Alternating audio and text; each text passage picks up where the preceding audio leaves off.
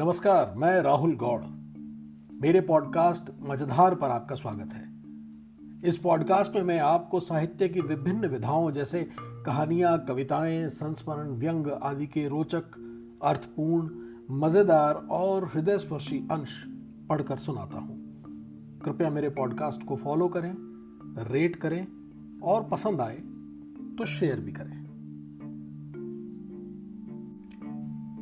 पिछले एपिसोड में मैंने आपको शम्सुर रहमान फारूकी साहब का लिखा और नरेश नदीम द्वारा अनुवादित वृहद और प्रसिद्ध उपन्यास कई चांद थे सरे आसमां का भाग 1 पढ़कर सुनाया था। भाग 1 में आपने सुना कि कैसे कहानी के एक पात्र मिर्जा आगा तुराब अली अपने नौकरों और सहयोगियों के साथ एक लंबी जोखिम भरी यात्रा कर रहे हैं, जिसमें सबसे बड़ा जोखिम ठगों का है। एक रईस व्यक्ति होने के नाते उन्हें यह भय है कि वो ठगों के निशाने पे हैं और 2-3 बार तो शायद ठगों के गिरोह से बिल्कुल बाल बाल बचे हैं। बाकी यात्रा कैसी रहती है, आइए सुनते हैं भाग 2। एक सलाह मेरी ये कि अगर आपने भाग 1 नहीं सुना है तो उसे पहले सुन डालिए, इस भाग 2 का मजा बढ़ जाएगा। लीजिए, मैं आपके लिए भाग 2 का वाचन प्रारंभ करता हूं।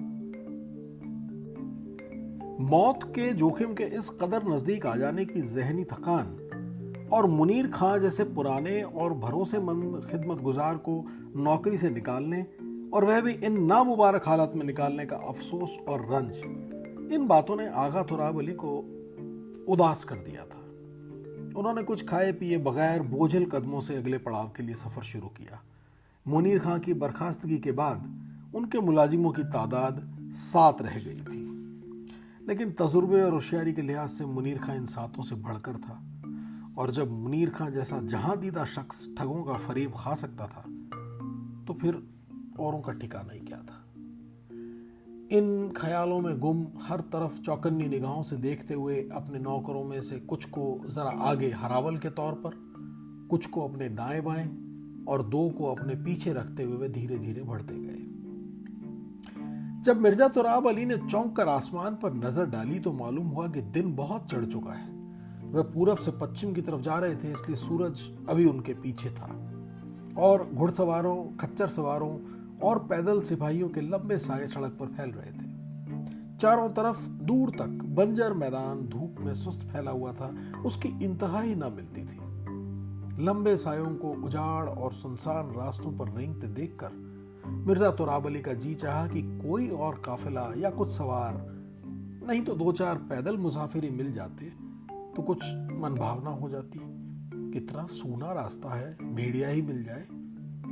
या शायद रास्ता इतना डरावना न था, यह आगा तुराब अली के दिल में बैठी हुई दहशत थी जो किसी पिछल पाई की तरह उनके आगे आगे भी चल रही थी और कभी कभी मुड़कर अपना भयानक चेहरा और बिगाड़ कर गोया उनका मुंह चिढ़ाती हुई मालूम होती थी।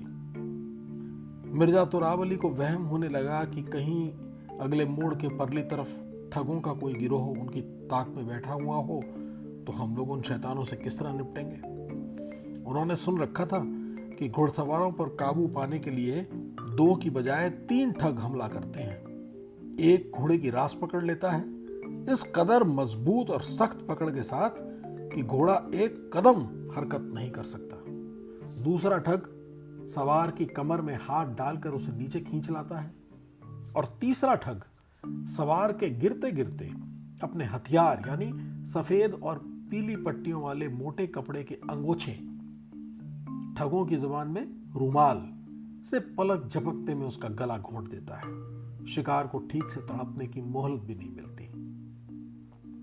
मिर्जा तुराब अली को दूर सड़क पर कुछ सायानुमा स्याही दिखाई दी, जैसे दरख्तों का कोई झुंड हो। अगर उस झुंड में दुश्मन, लाहौल वला कुव्वत, ये क्या औरतों जैसे वहम है। मिर्जा तुराब अली ने बुरे ख्यालात को दिल से झटकते हुए खुद से कहा।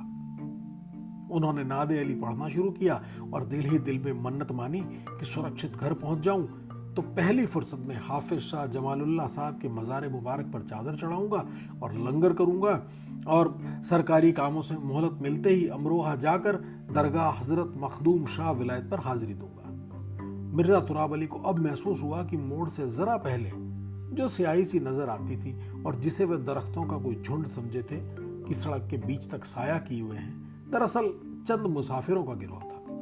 कोई 8-10 आदमी रहे होंगे। उनमें से एक आदमी चादर लपेटे हुए पड़ा सो रहा था, शायद बीमार हो या जख्मी हो। 3-4 आदमी लेटे हुए शख्स के सिरहाने और पायंती बैठे हुए कुछ बातें कर रहे थे या शायद कुछ दुआ वगैरह पढ़ रहे हो। बाकी 3-4 शख्स कंधे झुकाए हुए मायूसी की तस्वीर बने सड़क के किनारे खड़े हुए आगा तुराब अली के काफिले को उम्मीद और खौफ भरी निगाहों से देख रहे थे। आगा मिर्जा तुराब अली के हरावली सवारों ने उन्हें ठहरने का इशारा किया और खुद अजनबों के पास जाकर उन्हें गौर से देखा। 7-8 आदमी थे। वो सिपाहियों के लिबास में थे लेकिन निहत्थ थे और मिस्कीन लग रहे थे। वो 3-4 आदमी जो लेटे हुए शख्स के सराहने और पायंती बैठे हुए थे, उनके चेहरे पर इंतहाई उदासी बरस रही थी। वे तो अपनी जगह से न उठे और जो कुछ पढ़ रहे थे उसे ही पहले की तरह पस्त आवाज में पढ़ते रहे।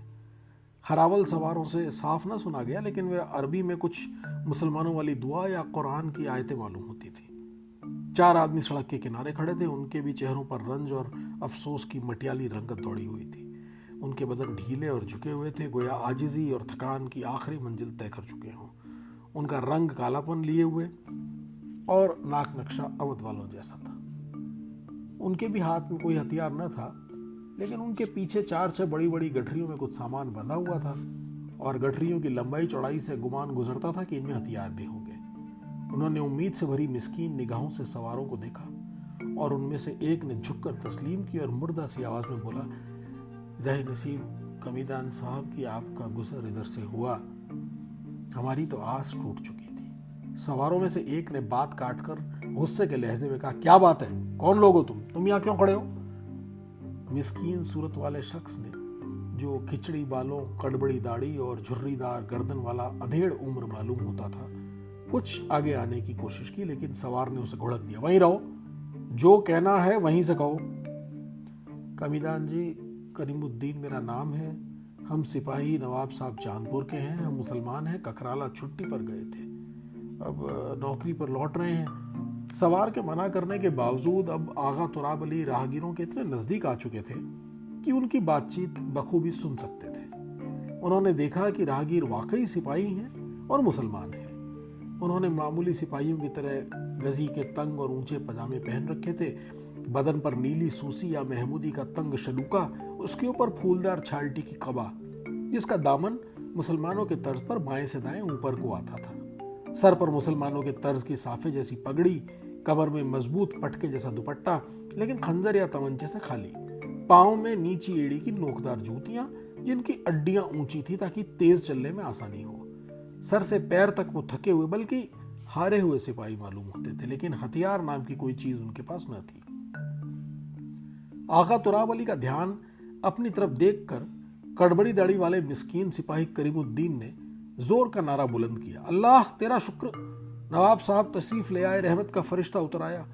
यह कहते कहते वह झुककर जमीन को चूमने लगा। सड़क पर खड़े बाकी 3 राहगीरों ने भी झुक झुक कर तस्लीमे की और पुकारे, अल्लाह सरकार को सलामत रखे, अब हमारे मुर्दे को जिंदगी मिल जाएगी। शोर मत मचाओ, मिर्जा तुराब अली ने जरा नर्म लहजे में कहा, क्या मामला है, ये मुर्दे की जिंदगी का किस्सा क्या है?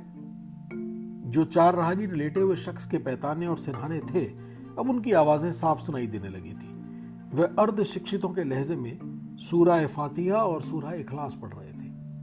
करीमुद्दीन ने जमीन से सर उठाया और रुहां से गले से बोला, सरकारे वाला, वह जो जमीन पर पड़ा हुआ है वह हमारा भाई है। आज सुबह मैदान जा रहा था कि उसे सांप ने डस लिया, चटपट मर गया। हाय क्या जवान मौत आई। ये कहते कहते उसने जमीन पर पड़े शख्स के सर से चादर सरकाई। उसका चेहरा नीला पड़ रहा था और उसके मुंह पर हरा सफेद झाग था। हम तब से यहाँ पड़े हैं कि कोई मौलवी, आलिम, शरीफ इंसान नमाज जनाजा इसकी पढ़ दे तो हम इसे मुसलमान की तरह दफन कर दें। हम बेलिख पढ़े, फर्ज नमाज थोड़ी बहुत जानते हैं, जनाजे की नमाज कैसे पढ़ाएं? तुम लोग यहाँ किस तरह पहुंचे? पास खड़े दूसरे सिपाही ने फिर झुककर तस्लीम की और बोला, सरकार, हम ककराला से चांदपुर जा रहे हैं, नवाब साहब के अहदी हैं। छुट्टी पर ककराला अपने वतन गए थे। मिर्ज़ा तुराब अली को मालूम था कि चांदपुर नाम की एक छोटी सी रियासत बिल्हौर और कन्नौज के बीच है। उसके नवाब से उनकी पहचान ना थी, लेकिन उसका नाम उन्होंने सुना था। क्या नाम है तुम्हारे नवाब का? अजीमुद्दौला नवाब मुस्तकिमुद्दीन खां साहब बहादुर सरकार। राहगीरों के मुंह से नवाब का सही नाम सुनकर मिर्ज़ा तुराब अली को कुछ इत्मीनान हुआ। अच्छा, तो हम तेज तेज जाते हैं और अगले गांव से तुम्हारे लिए कोई मौलवी भिजवाने का बंदोबस्त करते हैं। हाँ लीजा, दूसरे सिपाही ने कहा। यहाँ से कई कोस तक कोई गांव नहीं। 2 कोस पर एक नगला है, वहाँ सिर्फ डोम और चमार रहते हैं, ऊंची जात का हिंदू भी नहीं। वह कुछ हिचकिचाया। सरकार, देर होने में लाश के बिगड़ने का अंदेशा है, अगर आप ही। जी सरकार बहादुर। अब वह शख्स बोला जो लाश के सराहने आयतें पढ़ रहा था। हम गरीब परदेशियों पर इतनी मेहरबानी कर देते कि नमाज जनाजा पढ़ा देते तो हम सरकार की 7 पुश्तों को दुआएं देंगे। अल्लाह के आपको सवाब मिलेगा। तुम लोग सुन्नी हो? मिर्ज़ा तुराब अली ने कश्मकश के आलम में पूछा। सरकार, हम सारे ही सुन्नी हैं, मगर मैं तो शिया हूँ, क्या नमाज तुम्हारी हो जाएगी? वे सब कुछ सोच में पड़ गए। फिर पहला सिपाही आहिस्ता से बोला, सरकार बहादुर का इकबाल बुलंद रहे, आपकी नमाज भी तो अल्लाह ही मियाँ की नमाज है। हम तो बस ये चाहते हैं कि इसे काफिरों की तरह न तोपना पड़े। आगा मिर्ज़ा तुराब अली ने मुड़कर अपने आदमियों की तरफ देखा। उनके चेहरे कश्मकश और कुछ नाराजगी का आईना थे। बज़ाहिर वो यहाँ और रुकने के हक में न थे। नमाज जनाजा वगैरह तो बहुत दूर की बातें थी। मिर्ज़ा तुराब अली ने उनकी खफकी भांप ली, लेकिन इससे उनकी जिद्दी तबीयत को और भी बढ़ावा मिला। नमाज जनाजा तो मैं पढ़ा कर रहूंगा, उन्होंने अपने दिल में कहा। बेचारे को इस तरह बेगौर कफन छोड़ देना कहाँ की आदमियत है। साबिर बख्श, उन्होंने कहा, वुजू के लिए पानी लाओ और तुम लोग भी वुजू कर लो, पानी कम हो तो मिट्टी पर हाथ मार लेना। ये कहकर उन्होंने अपने हथियार अलग करने शुरू कर दिए। तुम लोग भी हथियार अपने अलग कर लो, उन्होंने हुक्म दिया, और जल्दी करो, देखते नहीं हो हमें दूर जाना है। त्योरी पर बल लिए हुए साबिर बख्श और दूसरे नौकरों ने जैसे तैसे अपने हथियार उतारे, वुजू किया और सफ बांधकर खड़े हो गए।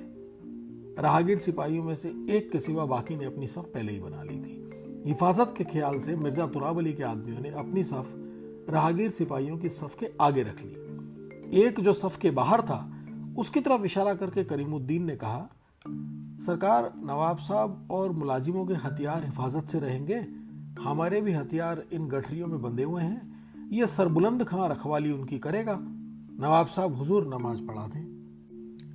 सरबुलंद खां का नाम करीमुद्दीन की जबान से अदा होते ही आगा मिर्ज़ा तुराब अली को कुछ ऐसा लगा जैसे सिपाहियों में कुछ बिजली सी चमक गई हो। उनके ढीले बदन चुस्त और मुस्तैद व ढली हुई गर्दनें सख्त और बुलंद मालूम होने लगी। आगा तुराब अली के सीने में अचानक जोर की धड़कन हुई, जैसे किसी ने घूंसा मार दिया हो। कुछ नहीं, शायद धूप का असर है, उन्होंने दिल में कहा। जाड़ों की धूप बड़ी फरेबकार होती है। वे नमाज के लिए आगे बढ़े, जहां एक सिपाही का चौड़ा रुमाल जानमाज के तौर पर बिछा हुआ था। मिर्ज़ा तुराब अली ने तकबीर कहकर नियत बांध ली। दोनों सफों ने भी हाथ बांध लिए। चंद ही पल गुजरे थे कि अचानक किसी ने बातचीत के लहजे में आहिस्ता से कहा, तंबाकू खा लो। ये आवाज होते ही मुर्दा सिपाही, जिसकी नमाज जनाजा पढ़ाई जा रही थी, तेंदुओं की तरह उछलकर आगा तुराब अली पर टूट पड़ा और उसने उनके दोनों हाथ पकड़ लिए। उधर करीमुद्दीन ने पलक झपकने से भी कम मुद्दत में अपने गरेबान से जर्द और सफेद पट्टियों वाला मोटे कपड़े का कोई पौन गज का रुमाल निकाला, जिसके एक सिरे पर गिरह दी हुई थी। उसने सियाहगोश या नेवले किसी तेजी से आगे बढ़कर रुमाल यूं घुमाया जैसे सांप ने फन काटकर हमला किया हो। रुमाल का घेरा मिर्ज़ा तुराब अली की गर्दन में कस गया। उनके मुंह से आवाज भी न निकल सकी। रुमाल का दूसरा सिरा करीमुद्दीन ने ऐसे जोर से खींचा कि आगा तुराब अली की गर्दन की हड्डी जगह जगह से टूटकर उनके गले की पुष्ट में धंस गई। उन्होंने सांस लेने के लिए मुंह खोलना चाहा, लेकिन मुंह उनसे खोला नहीं गया। फिर उनके सीने और गले में तेज दर्द उठा और उन्हें न मालूम हुआ कि कब वे जमीन पर आ रहे, कब तक उनका तड़पना जारी रहा और कब उनकी रूह ने ऊपर की दुनिया का रुख किया। मुकम्मल खामोशी के साथ 7 तंदुरुस्त और अच्छे हाथ पांव वाले मर्दों को रुमाल के जरिए ठिकाने लगाने में चौथाई घड़ी यानी 6 मिनट भी न लगे। अभी तमाम मृतकों के बदन की ऐंठन और एड़ियों की रगड़ और हाथों की अकड़ थमी भी न थी कि सातों लाशों के ऊपरी कपड़े, जूतियां, बदन के जेवर और अंगूठियां वगैरह उतार लिए गए और उन्हें हथियारों के साथ गठरियों में लपेटकर गोला लाठी की शक्ल दे दी गई। इतनी ही देर में दूर आसमान पर गिद्धों के भूरे कत्थई साए लहराते नजर आने लगे थे। करीमुद्दीन ने कहा, कस्सी निकालो। यह हिदायत सुनकर एक शख्स ने अपनी गठरी खोलकर सफेद कपड़े में लिपटी कुदाल बेहद एहतियात और एहतराम से निकाली। बारी बारी सारे ठगों ने मौकाए वारदात से कुछ नीचे उतरकर एक कब्र जैसे गड्ढे को चौड़ा करना शुरू किया। गड्ढा चूंकि पहले ही खोद लिया गया था, इसलिए बमुश्किल आधी घड़ी में कब्र या गड्ढा इतना चौड़ा और गहरा हो गया कि सातों लाशें उसमें एक के ऊपर एक ठूंस दी गई, इस तरह कि एक के पांव पर दूसरे का सर रखा गया। सातों को गड्ढे में गाड़ने के बाद पहले ही जैसी फुर्ती से जमीन बराबर करके उस पर घास, छोटे पत्थर, रोड़े, सूखी हुई कांटेदार शाखें इस तरह फैला दी गई कि देखने वाले को गुमान भी न हो कि यहाँ कोई कब्र है, और कांटेदार झाड़ियों के डर से सियार और भेड़िए भी वहां जमीन खोदने की हिम्मत न करें। कस्सी को धोकर सफेद कपड़े में दोबारा निहायत एहतराम से लपेटा गया। फिर सबने पश्चिम की तरफ रुख करके ऊंची आवाज में कहा, जय देवी माँ की, और कस्सी को बोसा देकर गठरी में वापस रख लिया। काफिले के घोड़ों और खच्चरों के साज उतार कर उन्हें वहीं कोतल छोड़ दिया गया कि जहां चाहे निकल जाएं, या भेड़ियों और गुलदारों या तेंदुओं की खुराक बने। मुर्दा राहगीर को मिलाकर वो 9 ठग थे। लूट का सामान और अपना सामान आसानी से उठाकर वो बज़ाहिर आहिस्ता मगर दरअसल तेज कदम चलते हुए बहुत जल्द गायब हो गए। ये भाग 2, इस अंश का आखिरी भाग यहां समाप्त होता है। आशा है आपको पसंद आया होगा। मैं बताऊं कि ये पूरा उपन्यास एक बहुत अद्भुत उपन्यास है, और अगर आपकी जरा भी रुचि पढ़ने में और उस समय के बारे में जानने की है तो इसे जरूर पढ़ा जाना चाहिए। मैं अगले एपिसोड में आपसे फिर मिलूंगा। तब तक के लिए आज्ञा दीजिए। नमस्कार।